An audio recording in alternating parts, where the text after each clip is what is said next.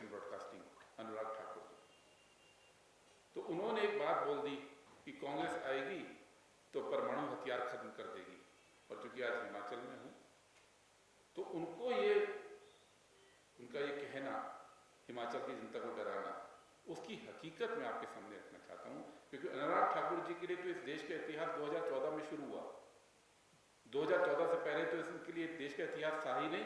खुद उनके पिताजी का जो कंट्रीब्यूशन रहा वो भी उनके इतिहास के कोर्स से बाहर है। उनके पिताजी भी अलग अलग पदों पर रहे, मुख्यमंत्री भी रहे, मंत्री भी रहे देश में, उनका भी इतिहास अनुराग ठाकुर जी के कोर्स से बाहर है। लेकिन ये देश 14 से पहले बना था, और अनुराग ठाकुर जी की मार्फत, आपकी मार्फत में उनको ये बता दूं कि न्यूक्लियर पावर इस देश को मोदी सरकार ने नहीं, कांग्रेस की सरकारों ने बनाया था। 1945 में जब हिरोशिमा नागासाकी में बम गिरा 6 अगस्त और 8 अगस्त को, उसके 4 हफ्ते बाद जब आज़ादी का आंदोलन चल रहा था, जब अभी देश आज़ाद नहीं हुआ था, पंडित जवाहरलाल नेहरू ने होमी भाभा, जो दुनिया के बहुत बड़े न्यूक्लियर फिजिसिस्ट थे, उनको बुलाकर ये बोला कि भारत आज़ाद होने वाला है, मैं चाहता हूं कि आप न्यूक्लियर प्रोग्राम के ऊपर काम करें। वो भी प्रधानमंत्री नहीं बने थे।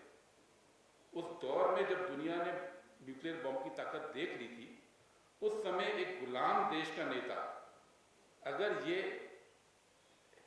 जाहिर कर रहा था कि हम न्यूक्लियर पावर बनेंगे, उसके लिए कितनी नैतिक हिम्मत चाहिए होगी, उसके लिए कितनी दूरदृष्टि चाहिए होगी, ये आज की तारीख में हम शायद नहीं समझ पाएंगे।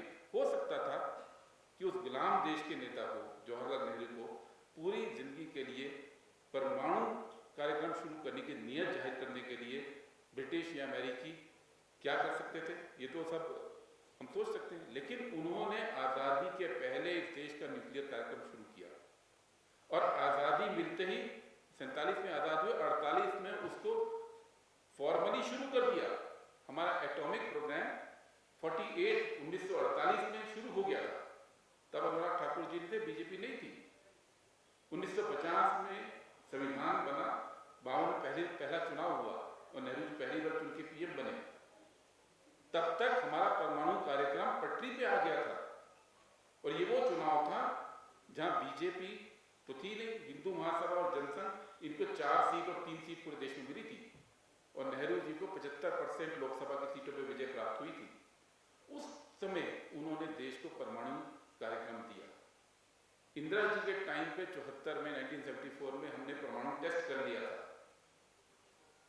75 आते आते हम लोग रॉकेट छोड़ चुके थे दुनिया के अंदर, और 80s के आते आते हम स्पेस पावर बन गए थे पूरी दुनिया के अंदर। ये अनुराग ठाकुर जी को नहीं मालूम, क्योंकि उनके लिए इतिहास 2014 से शुरू हुआ है। और इसलिए मैं आपके माध्यम से ये बात कहना चाहता हूं हिमाचल की जनता से कि जो हमारे देश की सुरक्षा है, जब हम गरीब मुल्क थे, जब हमारे पास 90% लोग गरीब थे और 92% लोग निरक्षर थे, इलिटरेट थे, उस दौर में नेहरू जी ने, कांग्रेस की गवर्नमेंट ने दुनिया की दूसरी सबसे बड़ी फौज खड़ी करने का काम किया, और न्यूक्लियर पावर बनाने का काम किया, स्पेस पावर बनाने का काम किया। उस फौज को भारतीय जनता पार्टी की सरकार, मोदी सरकार ने 10 साल में कमजोर करने का काम किया है। पिछले 10 साल के अंदर उन्होंने केवल एक काम किया कि अग्निवीर योजना लेके आ जाएं। जो सफर मोदी जी का शुरू हुआ था, अब उनकी पहली रैली याद कीजिए, हरियाणा में की थी उन्होंने, सिरसा में 2014 में, 1 रैंक 1 पेंशन की डिमांड के साथ, और 10 साल में वो नो रैंक नो पेंशन पे आ गए। अब जवान को ना रैंक मिलेगा ना उसको पेंशन मिलेगी। 4 साल के अंदर अधिकांश जवानों को रिटायर होकर वापस बेरोजगारी में जूझना पड़ेगा।